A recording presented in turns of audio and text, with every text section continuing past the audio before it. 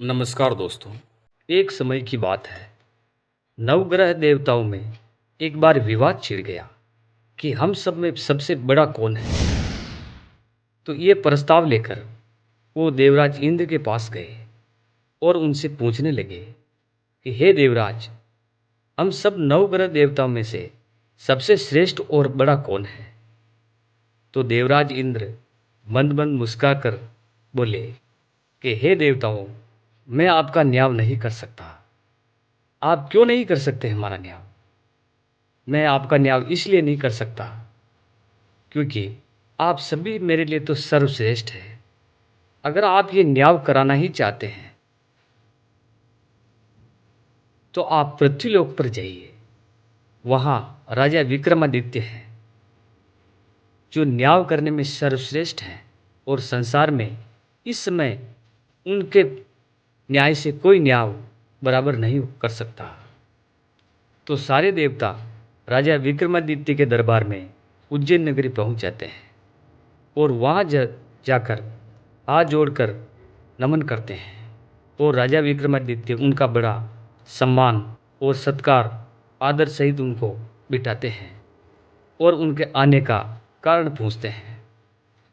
तो नवग्रह देवता बताने लगे कि हे राजन, हमारे में सबसे बड़ा और सर्वश्रेष्ठ कौन है, इसका न्याय करवाने के लिए हम यहाँ पधारे हैं। ये बात सुनकर राजा विक्रमादित्य बड़े विचार में पड़ गए।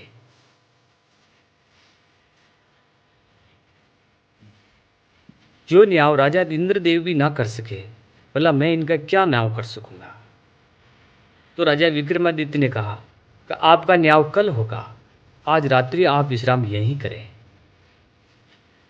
राजा विक्रमादित्य ने अपने सभासदों और मंत्रीगणों से मंत्रणा की और उन्होंने पूछा कि अब देवताओं को न्याय कैसे किया जाए।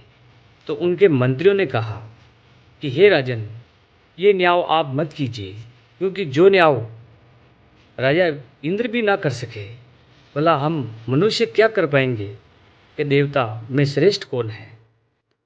लेकिन राजा विक्रमादित्य बड़े ही प्रतापी थे और उन्होंने कहा कि जो मेरे दरबार में और मेरे नगर में आ गए, मैं उनका न्याय किए बिना उनको वापस नहीं भेज सकता। अतः इस बात का फैसला तो मुझे करना ही होगा। अतः दूसरे दिन फलस्वरूप उन्होंने स्वर्ण, चांदी, कांसी, पीतल, शीशा, रांगा, जस्ता, अब्रक और लोहे के 9 धातुओं के 9 सिंहासन बनवाए। उन सभी आसनों को अपनी राजसभा में क्रम से विधि पूर्वक, जैसे सोने का सिंहासन सबसे आगे तथा लोहे का सिंहासन सबसे पीछे रखवा दिया। इसके पश्चात राजा विक्रमादित्य ने राज ज्योतिष को बुलवाया और आदेश दिया कि ज्योतिषीय ग्रंथों के अनुसार जिस क्रम में ग्रहों का स्थान है, उसी क्रम से ग्रहों के आसन ग्रहण करने की प्रार्थना की जाए। इस प्रकार सबसे उत्तम और सबसे आगे रखा हुआ सोने का सिंहासन सूरज भगवान को मिला और चांदी का सिंहासन चंद्रमा को तथा शेष धातुओं के सिंहासन पर अन्य ग्रह देवताओं को मिले और सबसे पीछे रखा हुआ लोहे का सिंहासन शनिदेव को मिला। राजा विक्रमादित्य इस बात को अपना अपमान समझते हुए शनिदेव क्रोध से लाल हो गए और शनिदेव क्रोधित स्वभाव से राजा विक्रमादित्य को फटकारने लगे और कहने लगे कि हे राजन, इस धरती पर बड़े बड़े भीम हुए जो धरती को तोलते थे, आज वो मिट्टी में मिल गए हैं। लेकिन तूने मेरा अपमान किया है, किस वजह से तू मेरे को छोटा बताया है। अरे तू जानता ही नहीं है मैं कौन हूँ। और ऐसा कहकर शनिदेव और अन्य देवतागण अपने अपने लोक चले गए और राजा विक्रमादित्य भी इस बात को धीरे धीरे भूल गए। लेकिन एक दिन ऐसा आया, राजा विक्रमादित्य की साढ़े साथी आरंभ होती है और फिर आगे क्या होता है। जब शनि की साढ़े साथी आरंभ होती है तो भगवान शनिदेव घोड़ा का व्यापारी बनकर उज्जैन नगरी में पधारते हैं और अच्छे अश्व लेकर उस नगरी में आते हैं। उनके मंत्रीगण और सभासदों ने जब उन घोड़ों को देखा तो अचंभित हो गए और राजा से कहने लगे कि हे राजन, हमारे राज्य में एक घोड़े बेचने वाला व्यापारी आया है और उनके पास घोड़े ऐसे हैं जो पवन से बातें करते हैं। और राजा विक्रमादित्य से रहा नहीं गया और वो घोड़ा देखने पहुंच गए। जब घोड़े की कीमत और सब कुछ तय हुआ गया तो राजा विक्रमादित्य ने कहा, मैं एक बार सवारी करना चाहता हूँ। और जैसे ही राजा विक्रमादित्य घोड़े पर बैठे, घोड़ा पवन वेग की गति से दौड़ने लगा। दौड़ते दौड़ते घोड़ा बहुत दूर और किसी दूसरे अन्य राज्य में निकल गया और राजा विक्रमादित्य को नीचे गिराकर घोड़ा अंतर्ध्यान हो गया। राजा भूख प्यास से बड़ा व्याकुल थे। जब प्यास से उनका बुरा हाल हो रहा था तो शनिदेव जी ने सोचा कि राजा विक्रमादित्य मर जाएंगे और इनको मैं पानी पिलाऊं। जब वो ग्वाल का भेष बनाकर राजा को पानी पिलाया और उस नगर की ओर इशारा करते हुए बताया कि इस नगर में आप चले जाओ, और राजा धीरे धीरे उस नगर की ओर प्रस्थान करने लगे। उस नगर में घुसते ही एक सेठ की दुकान पर बैठ गए। राजा विक्रमादित्य उस सेठ की दुकान पर बैठते हैं तो जैसे ही सेठ की दुकान काफ़ी चहल पहल हो जाती है और काफ़ी ग्राहक उमड़ पड़ते हैं, तो सेठ उस राजा विक्रमादित्य को देखकर बड़े अचंभित होते हैं और मन में ये सोचने लगते हैं कि ये कोई महापुरुष है जो मेरी दुकान पर आज अच्छी ग्राहकी हो रही है। तो राजा विक्रमादित्य को अपने घर ले जाते हैं और खाना खिलाते हैं। तो दोस्तों, जैसे ही राजा विक्रमादित्य एक निवाला अपने मुंह में रखते हैं और वो सामने देखते हैं कि एक खूंटी है और उस खूंटी पर रानी का हार टंगा हुआ है। हार भी 9 लका था। तो जैसे ही एक निवाला अपने मुंह में रखते हैं और खूंटी हार को चुगना आरंभ कर देती है। जब राजा खाना खाकर उठते हैं तो देखते हैं कि हार पूरा गायब था और खूंटी ने हार को पूरा खा लिया। खाना खिलाकर सेठ राजा विक्रमादित्य को वापस दुकान पर ले आते हैं और उधर रानी साहिबा ये सोचती है कि मेरा हार कहाँ चला गया। उन्होंने सेठ जी को खबर भिजवाई कि मेरा हार आप जो खाना खाने उस आदमी को घर पे लाए थे, उसने मेरा हार चुरा लिया है। आप कुछ भी करो, मेरा हार दिलवाओ। तो सेठ जी ने विश्वास ही नहीं किया और फिर रानी ने जोर देने पर उन्होंने उनसे पूछा कि हे भाई बीका, तूने मेरी रानी का हार चुराया है तो इसे वापस कर दो। अब बीका हाथ जोड़कर बोला कि हे सेठ जी, मैंने कोई हार नहीं चुराया है। मैंने खाना जरूर खाया आपके घर का, लेकिन मैंने हार नहीं चुराया। लेकिन सेठ जी और रानी नहीं मानते हैं और राजा के दरबार में उनको पेश करते हैं। राजा बोलते हैं कि हे भाई, ये हार तू दे दे। तो वो हाथ जोड़कर कहता है बीका कि मैंने हार नहीं लिया, मैं कैसे चुकाऊं। जब काफ़ी प्रयत्न करने के बाद भी बीका हार नहीं देता है, क्योंकि उनके पास हार था ही नहीं, तो वो देगा कहाँ से। तो राजा ने आदेश दिया कि इसको ले जाओ और इसके हाथ पैर काट कर इसको चौरंगिया बना दो और नगर के बाहर फेंकवा दो। तो राजा के सिपाही उसको जंगल में ले जाते हैं नगर के बाहर और हाथ पैर काट कर उनको चौरंगिया बना देते हैं और गांव के बाहर फेंक देते हैं। राजा सोचते हैं कि मैंने ये सब काम शनिदेव को छोटा बताने के कारण हुआ है और वो शनिदेव को याद करते हैं। तो शनिदेव मन मन सोचते हैं कि ये मर जाएगा। तो उन्होंने ग्वाल बालों का भेष बनाकर उसको पानी पिलाते हैं और वापस चले जाते हैं। इस तरह धीरे धीरे वो दिन बीतने लगे। एक दिन काशीराम जी तेली एक गांव से तेल बेचकर आ रहे थे, तो उन्होंने बीका की वो करार सुनी और उन्होंने 4 पली तेल की उनके हाथ पैरों पर डाल दी। तो जैसे ही तेल उनके लगा तो बड़ा आराम महसूस करने लगे और राजा विक्रमादित्य उनको काफी दुआशीष देने लगे। तो जब भी घासीराम जी उधर से गुजरते और 4 पला तेल का उनके हाथ पैरों में लगा देते।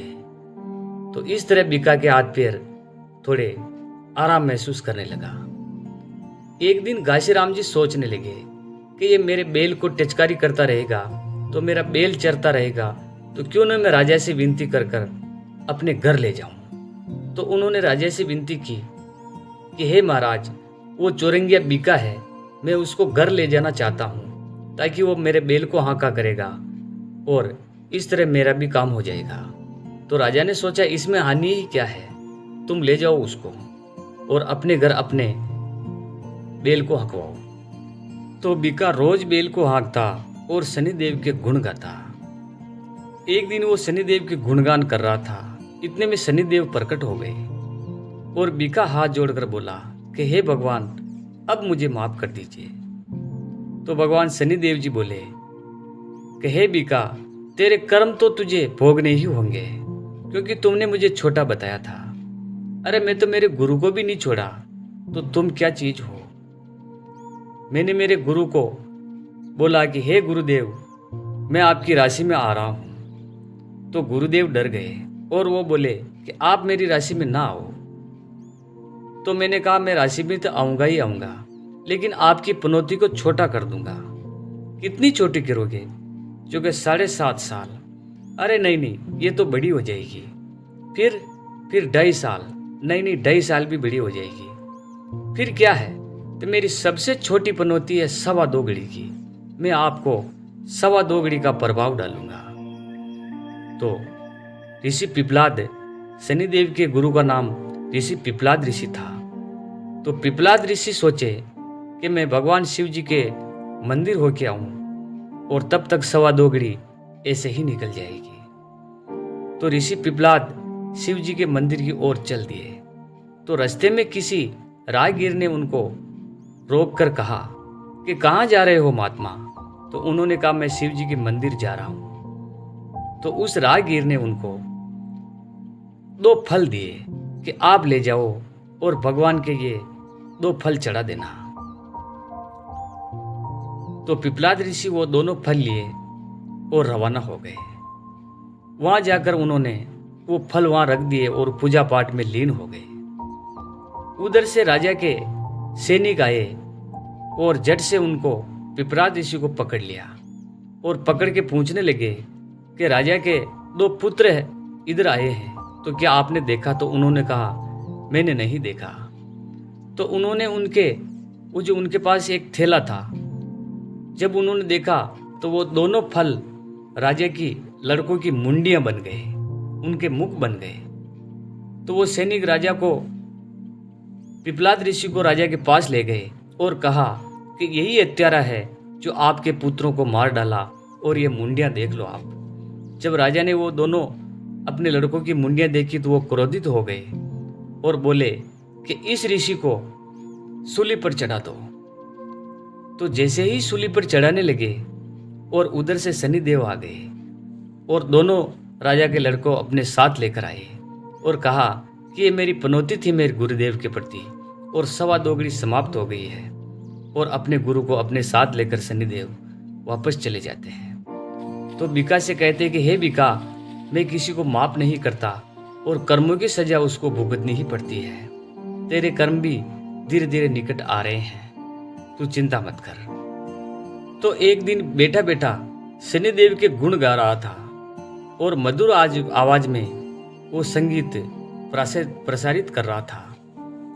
तो वो संगीत और उसका गाना भजन सुनकर राजा की लड़की प्रसन्न हो गई और अपनी सहेलियों को कहने लगी कि हमारे नगर में ऐसा कौन है जो ऐसा मल्हार और ज्ञानी गीत गा सकता है, जाओ और पता करो।